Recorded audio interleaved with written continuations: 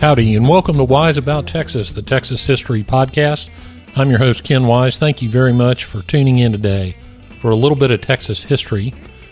This podcast is being recorded and released in early September 2021. I hope that the kids, if any, have gotten back to school. I know mine are up and running. It was a busy August, and we got a lot of Texas history stuff going on here at Wise About Texas World Headquarters. I've been doing a lot of speaking, which I enjoy very much. I'm teaching my class at Houston Baptist University again, which I also enjoy very much, and lots to keep us busy.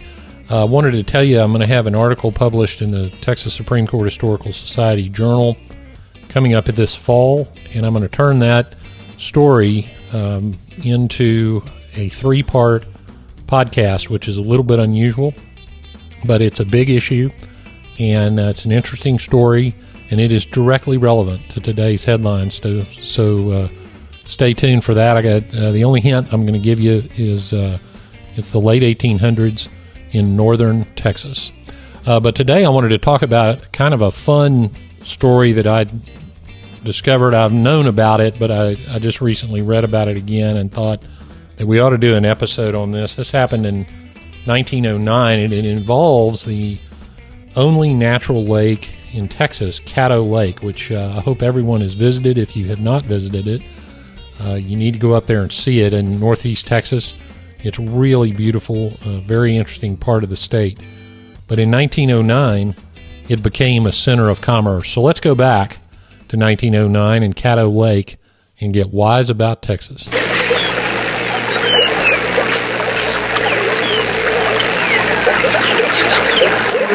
Caddo Lake is, as I mentioned earlier, in northeast Texas. It's in Harrison County and Marion counties, and it's about 2,700 square miles. Now, it's named for the Caddo Indians, which occupied the area.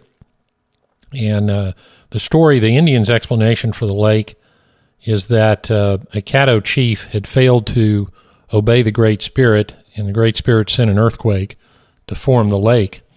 A more scientific explanation for it is that the lake was formed behind a huge log jam in the Red River. As you read Texas history, you'll find stories on these rivers of these huge log jams. And the only way to get rid of them really was with dynamite, and the United States government did just that in 1874. The log jams are called rafts. So there was a big one on the Red River. There was a big one, very famous one on the Colorado River. And that was destroyed in 1874. But I kind of like the failure to obey the Great Spirit issue. But in any event, it is a very large freshwater lake in northeast Texas. Now, in these lakes, sometimes grow freshwater mussels. Now, there are various kinds of these things, and I'm not going to go through the scientific names, but you have one called a wing shell. That's actually technically, I believe, an oyster, but there's also mussels called washboard mussels. There's white-eye mussels. There's buttermilk mussels. These are all just different varieties of these mussels, and they're good to, you can eat them, but they're also used often for fishing bait. But there's one other thing that these mussels will do, and that is that they will form pearls. And that's exactly what the mussels in Caddo Lake were doing, unbeknownst to most of the people, or if it was beknownst to them, it wasn't really paid much attention to, until one day in 1909. Now, in 1909, when the people would use these mussels for fishing bait, sometimes they'd find these pearls, and of course, you know, if a guy found one, he'd give it to his girlfriend or a girl that he wanted to be his girlfriend, and they were pretty, and that's great. But in 1909, there was a Japanese cook that was cooking for an oil crew. He was working on the drilling rigs in Louisiana. The lake goes into Louisiana. And he found in 1909 a pink and white pearl.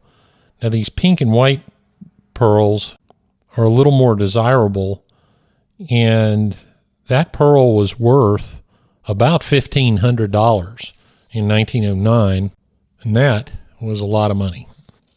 The cook's name was George Murata. He was from Japan, and he lived at Caddo Lake for over 20 years. Now, the rumor about Mr. Murata was that he was seemed fairly educated and cultured, but really kept to himself. So, of course, you know what y'all start doing when that happens. People start talking about him, and they thought he was exiled from Japan or something like that, some sort of exotic thing. But he cooked on that oil rig, and then he ended up running a fishing camp for several years, and lived there until he died. He died in 1946. So Murata finds this pearl, and the rumor was that he either offered it for sale or actually sold it to world-famous Tiffany's jewelry. Well, $1,500 is a ton of money, so you can imagine that it got everybody's attention, especially people that tried to make a living off that lake fishing or something like that. So people started flocking to Caddo Lake to try to find their own pearls. Now, when I say they were flocking, you got to remember in 1909, word didn't get around like it does now. So they were coming from other places in East Texas. And what's interesting about this is if you think about it, if people are farming up there and they're making a few $100s a year on their farm crops, again, remember this is 1909, the idea that you could make twice that just by finding one pearl in one shell at the bottom of a huge lake, that'll get you walking around that lake trying to find some mussels, I guarantee you. And you wouldn't have to find that one big one. You could just find several little ones and end up at least breaking even, probably making a little profit in addition to the farm. So people started setting up camp by Caddo Lake, and the wives would cook and maintain the camp, and the guys would get out in the lake and walk around and try to find these mussels on the bottom with their feet. And there's one account that says that a man and one boy could bring in a whole boatload of of mussels in one day. So they'd drag these boats with them through the lake. Now, of course, that raises the question, how did they sell them? Well, that was no problem. Finding pearls in the fresh water was done in various other states, and there was a doctor from Arkansas whose name was Owen.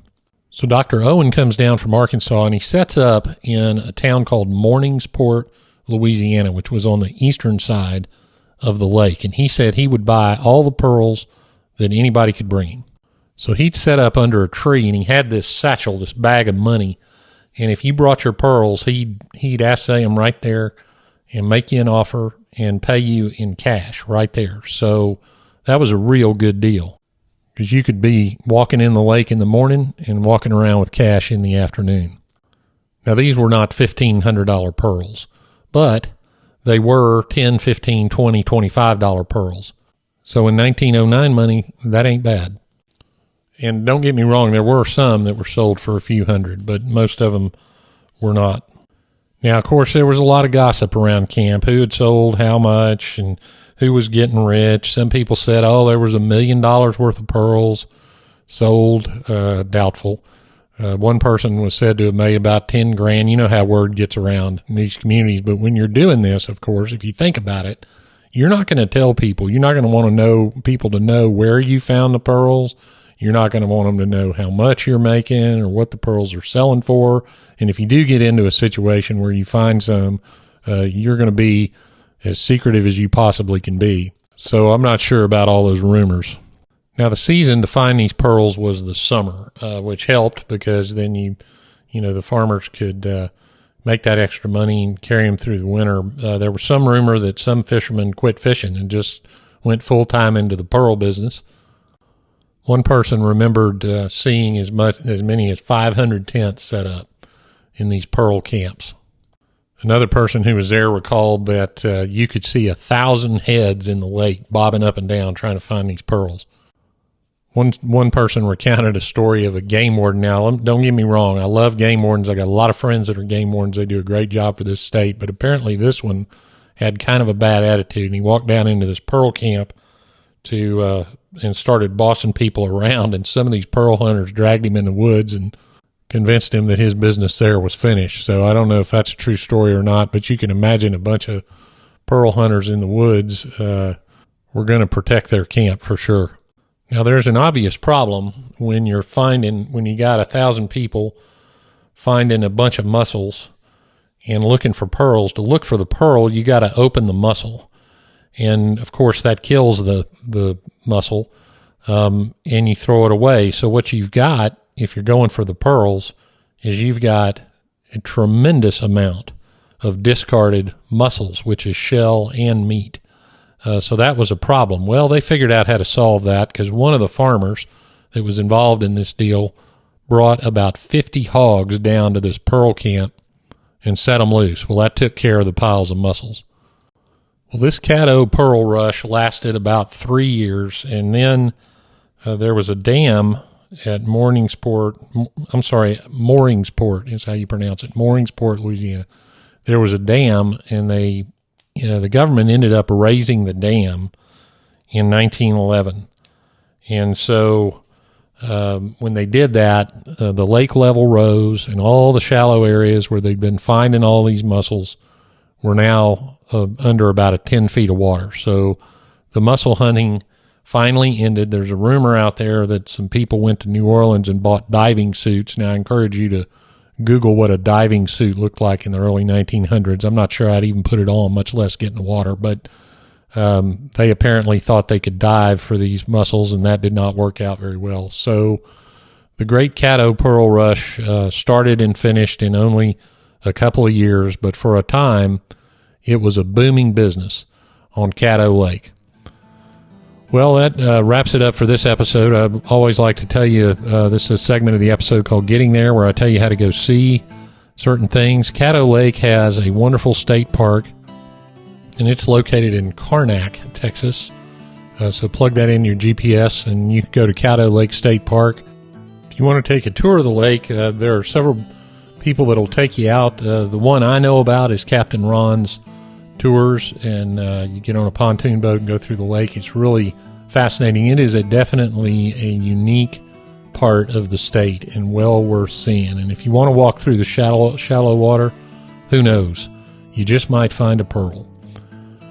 Well, that wraps it up for this episode of Wise About Texas. Thank you so much for listening. Find us on Twitter and Instagram at Wise About Texas. And if you'd like to support the preservation and promotion of Texas history, go to www.patreon.com, patreon/wiseabouttexas, and get ready. We got some great things coming to you this fall. Thanks again for listening. Go out and do something for Texas today. And until next time, God bless Texas, and we'll see you down the road.